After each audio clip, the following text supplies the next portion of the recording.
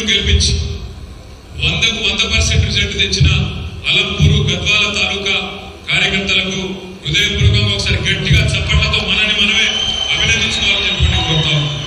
ప్రతికూల పరిస్థితులున్నా చుట్టూ ఏం జరిగినా ఈ 2 నియోజకవర్గాల్లో మాత్రం బలంగా మీరందరూ పనిచేసినారు కాబట్టి ఈ ప్రాంతంలో 2 చోట్ల కూడా బ్రహ్మాండమైన మెజారిటీతో మనం గెలిచొచ్చినాం.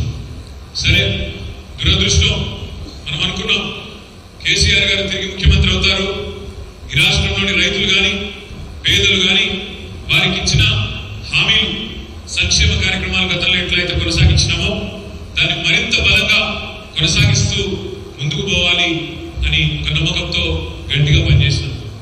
సరే, దురదృష్టం 39 సీట్లు గెలిచిన 14 సీట్లు వెంట్రుక వాసి తేడాలో పోయినాయి.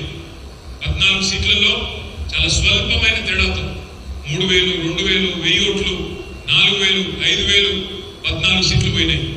ఆ 14 సీట్లలో కనీసం 6 గెలిచినా 7 గెలిచినా ఇలా మనం గవర్నమెంట్ లోనో లేకపోతే ఇంకో పాత్రలోనో ఉండే పరిస్థితి.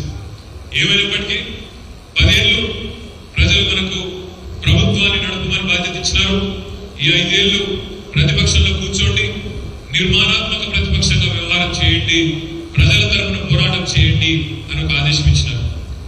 ఒకసారి మనం ఆలోచించినట్టయితే డిసెంబర్ 3 నాడు ఎన్నికల ఫలితాలు వచ్చినాయి. వచ్చిన తర్వాత ఏమేమి జరుగుతుందో మీరు చూస్తా ఉన్నారు.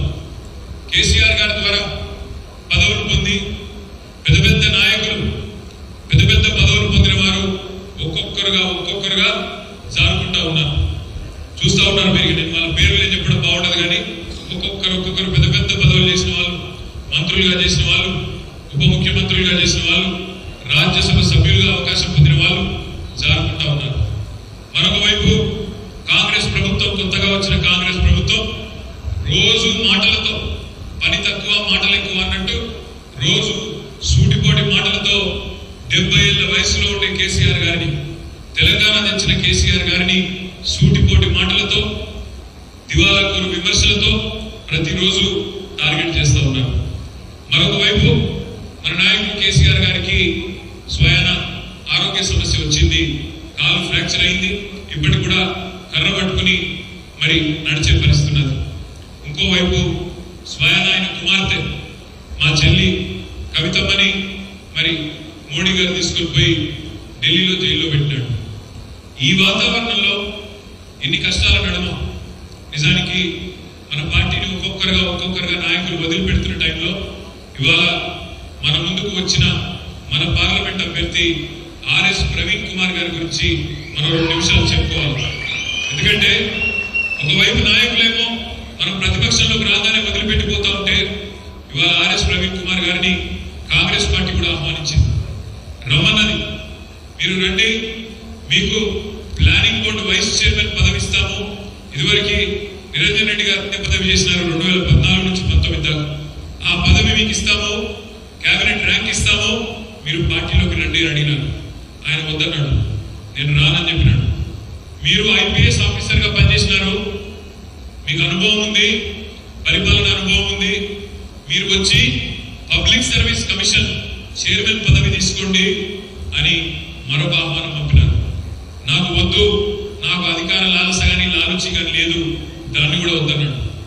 చివరికి ఆయనకు చెప్పి పంపినారు, మన రాష్ట్రంలో 3 రిజర్వ్డ్ సీట్లు ఉన్నాయి, నాగర్ కర్నూలు ఉన్నది, వరంగల్ ఉన్నది, పెద్దపల్లి ఉన్నది, మీరు ఎక్కడ కోరుకుంటారో అక్కడికి పంపుతాము, మా పార్టీ తరఫున నిలుచుకోండి, డబ్బులు కూడా మొత్తం మేమే ఖర్చు పెడతాము, మీరు మా పార్టీ తరఫున రండి అని ఆఫర్ ఇస్తే అధికారాన్ని కాదని, అధికార పార్టీని కాదని, వాళ్ళ ప్రలోభాలను కాదని ఇవాళ కష్టంలో ఉండే మన నాయకుడు కేసీఆర్ గారికి అండగా వచ్చిన దీశాలి ఒక ధైర్యవంతుడు మీ అలంపూరు మట్టి బిడ్డ ఆర్ఎస్ ప్రవీణ్ కుమార్ గారు.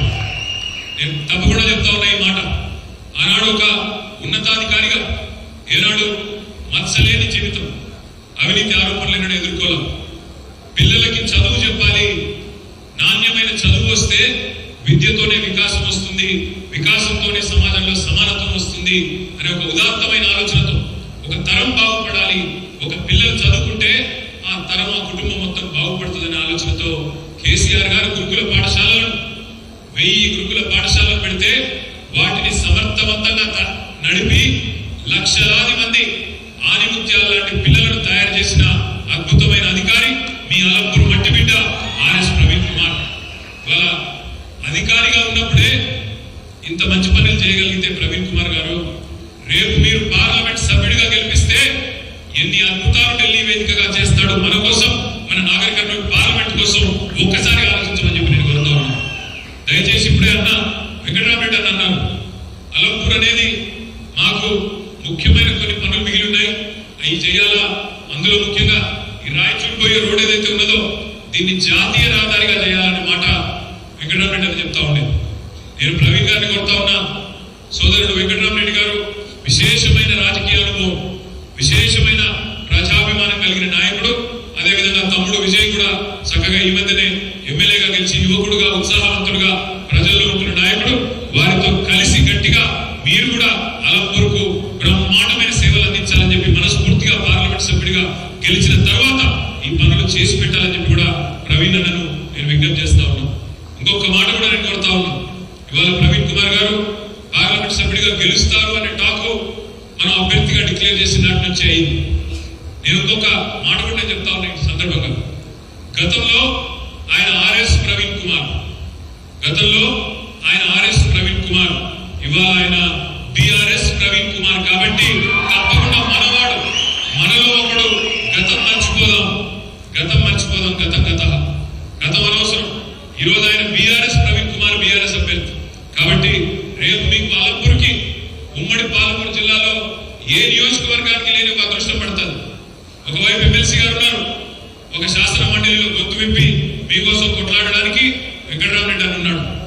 ఎమ్మెల్యేగా తమ్ముడు విజయుడు శాసనసభలో పోరాటం చేయడానికి మీకోసం తమ్ముడు ఉన్నాడు. ఆయన కూడా గట్టుడు, ఆయన తక్కువడు కాదు. నేను శాసనసభలో చూస్తా ఉన్నా, విజయుడు గొంతు కూడా గట్టిదే, ఇంకా ఇవ్వలేదు గొంతు, కానీ నేను విన్నాను, గట్టిగానే మాట్లాడతాడు.